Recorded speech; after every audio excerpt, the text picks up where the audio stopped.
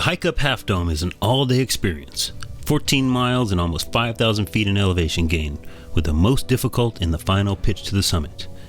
Check the Yosemite National Park website for permit requirements long before you start your trip, as this is a difficult and frustrating process that can change often. On the day of your climb, you want to get on the trail as the sun rises. Get your feet ready for a long haul and have enough food and water to get you to sunset, as it's going to be a long day. The hike starts at Happy Isles. There's a hiker's parking lot near the start, so park there if you're driving, or catch a shuttle to Happy Isles. The first part of the hike is nice and mellow, with some ups and downs and great views back into the valley, until you get to the Vernal Fall footbridge to cross the Merced River. Stop and enjoy the rapids and a view of Vernal Fall in the distance. After you cross the footbridge, the trail changes to steps, bringing you up into the mists of Vernal Fall along the Mist Trail. The Mist Trail never disappoints, with beautiful mist-covered rock, rainbows, and Vernal Fall, which flows year-round, but puts a really great show on in the springtime. Everything will get wet on the way up, so dress in with rain layers so that you can take them off later. And a good trail hack is to put everything you bring up in plastic baggies, including a dry pair of socks. When you get to the top, you can lay out your stuff on a rock and let it dry out.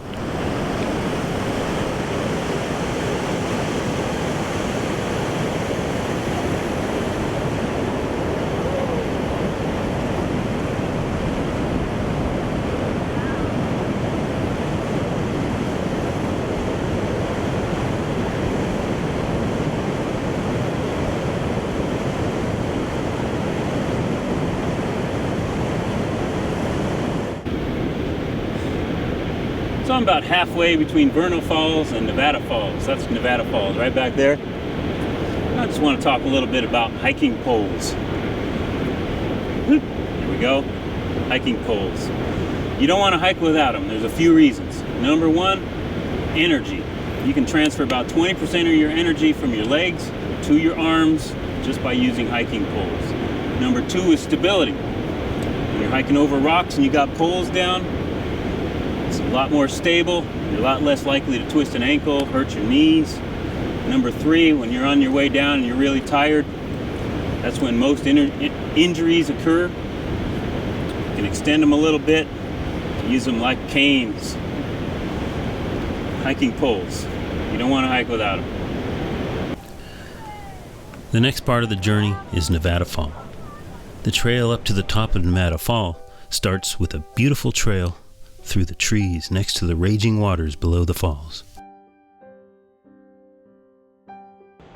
When you reach the base of the falls, the trail steepens dramatically as you climb switchbacks to the top. The top of Nevada Falls is another great place to rest and eat some lunch. Get yourself filled up because you still have a long way to go. The top of Nevada Falls is a halfway point in your climb. Check yourself here. If you're worn out, turn back here and you have just experienced Nevada and Vernal Fall. Nothing wrong with that.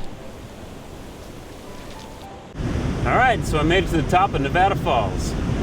I got about a mile hike to go to get to Little Yosemite Valley, but right now I'm going to go out on this rock and take a look down.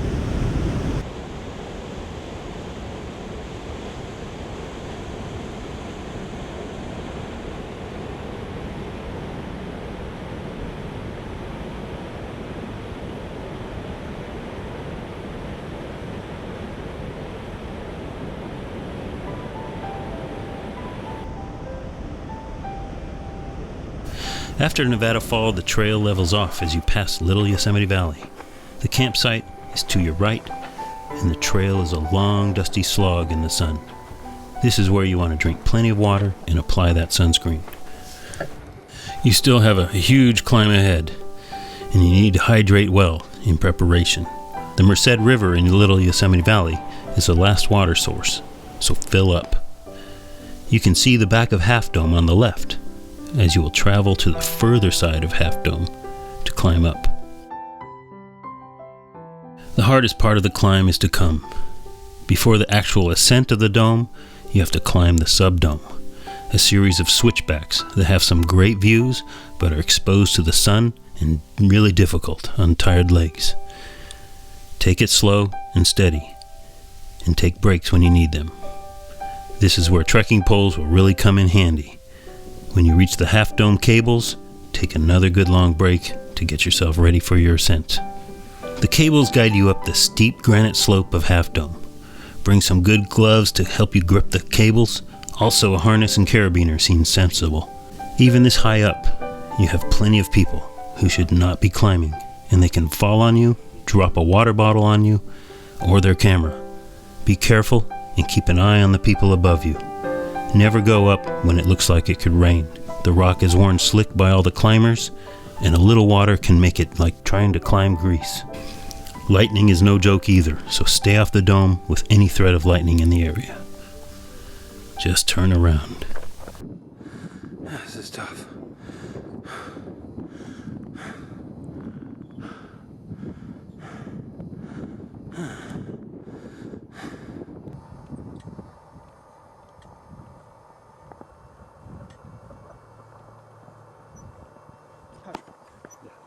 Don't fall now.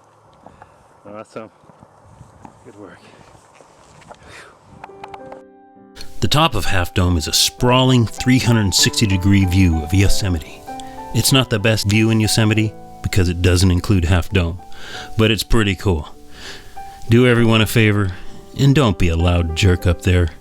We're all there to have our own experience, and loud screaming is appropriate in concert halls and sporting events, but not nature. Try quieting what comes out of you and allow nature in. Here we are, top of Half Dome.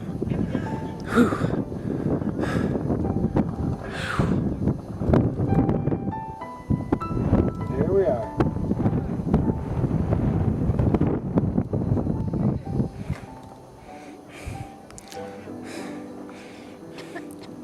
Rugged mountaineer taking his cell phone out. Call the wife. Call him his wife. Tell her I'm still alive.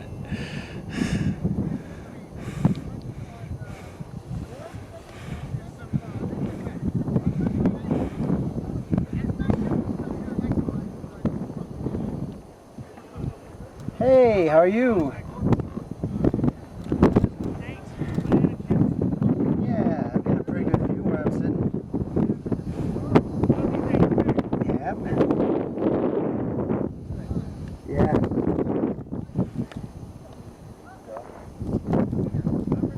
Well, we did. We took our time.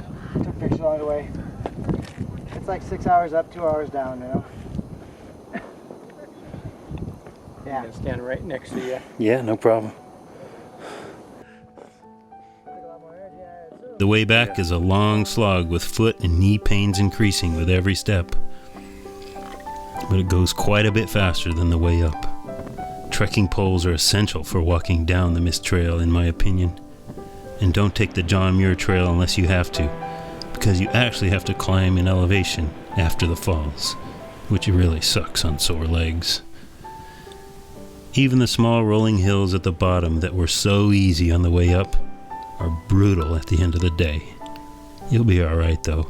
You did it. You climbed Half Dome.